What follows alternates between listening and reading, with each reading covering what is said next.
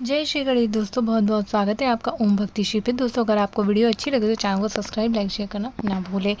दोस्तों, चैत्र नवरात्र के बाद एकादशी तिथि पड़ने वाली है। चैत्र नवरात्र के एकादशी तिथि को कामदा एकादशी के नाम से जाना जाता है। कामदा एकादशी व्रत सभी एकादशी व्रत में श्रेष्ठ मानी गई है। यह ब्रह्म हत्या तथा पापों का नाश करने वाली मानी गई है तथा भगवान विष्णु को समर्पित है। कामदा एकादशी पड़ रही है 23 अप्रैल शुक्रवार 2021 को। शुक्ल पक्ष में पड़ने के कारण यह एकादशी बहुत ही महत्व रखती है। इसी के साथ साथ इस दिन शुभ व मांगलिक कार्य करने से सफलता मिलती है, क्योंकि इस दिन वृद्धि योग और ध्रुव योग बन रहे हैं। इसी के अनुसार कामदा एकादशी में वृद्धि और ध्रुव योग बनने के कारण इसमें किए जाने वाले सभी मांगलिक एवं शुभ कार्य विशेष फल देने वाले होते हैं।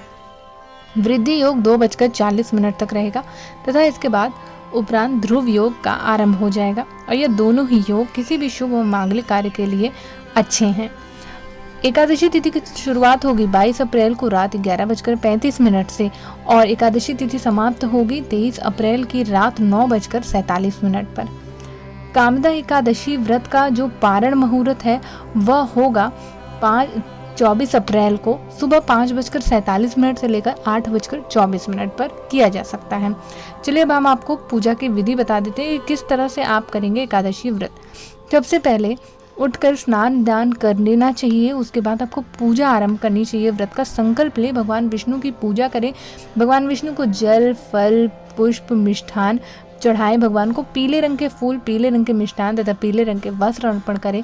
भगवान को तुलसी जी जरूर अर्पण करें। प्रसाद में तुलसी के पत्ते जरूर डालें भगवान को, क्योंकि पीला रंग भी अत्यधिक प्रिय है, इसलिए पीले रंग का प्रयोग करें कपड़े और फूल में या फिर उनके भोग में। और तुलसी जी के साथ ही भगवान को भोग लगाएं और इसके बाद भगवान की आरती करें, माता लक्ष्मी की पूजा करें और आप चाहे तो विष्णु सहस्त्र नाम का पाठ भी कर सकते हैं और ओम नमो भगवते वासुदेवाय नमः का जाप करते रहें। इसी के साथ साथ आप फलाहार कर इस व्रत को पूर्ण कर सकते हैं और अगले दिन आप स्नान करके दान करें। इस दिन ब्राह्मणों को दान देना बहुत ही शुभ होता है, तो आप किसी ज़रूरतमंद या ब्राह्मण को दान दें अपने सामर्थ्य के अनुसार। तब पश्चात आप दिए गए पारण मुहूर्त के अनुसार अपने व्रत का पारण करें। अब हम आपको कामदा एकादशी व्रत की कथा सुनाते हैं। कामदा एकादशी की कथा प्राचीन काल में भोगीपुर नामक नगर से शुरू हुई। यहाँ पे पुंडरीक नामक राजा राज्य करते थे और इन नगर में अनेक अप्सरा, किन्नर तथा गंधर्व वास करते थे। उनमें से ललिता और ललित में अत्यंत स्नेह था। एक दिन गंधर्व ललित दरबार में गाना गा रहे थे, तभी उनकी पत्नी ललिता की याद आ गई। उनका सर लय ताल बिगड़ने लगा।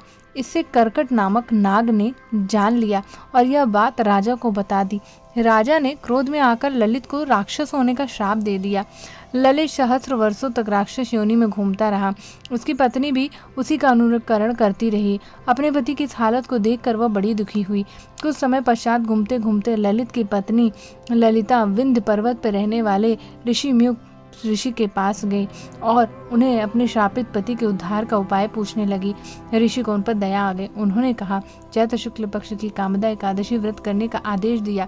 उनका आशीर्वाद लेकर गंधर्व लौट आई और उसके बाद उन्होंने पूरे विधि विधान के द्वारा कामदा एकादशी व्रत को संपन्न किया और इसके परिणाम स्वरूप उनके पति पुनः गंधर्व रूप में वापस आ गए और उसी व्रत के प्रभाव से राजा का दिया हुआ श्राप भी मिट गया। दोनों अपने गंधर्व स्वरूप को प्राप्त हुए और दोनों को स्वर्ग लोक की प्राप्ति हुई। इसी के साथ साथ मान्यता है इस व्रत को विधि पूर्वक करने से समस्त पाप नाश हो जाते हैं, राक्षस आदि की योनि भी छूट जाती है।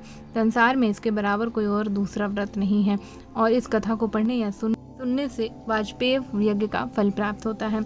उम्मीद करती हूँ दोस्तों आपको वीडियो अच्छी लगी होगी। अगर वीडियो अच्छी लगी तो चैनल को सब्सक्राइब, लाइक, शेयर करना ना भूले। जय श्री गणेश, जय श्री हरि विष्णु।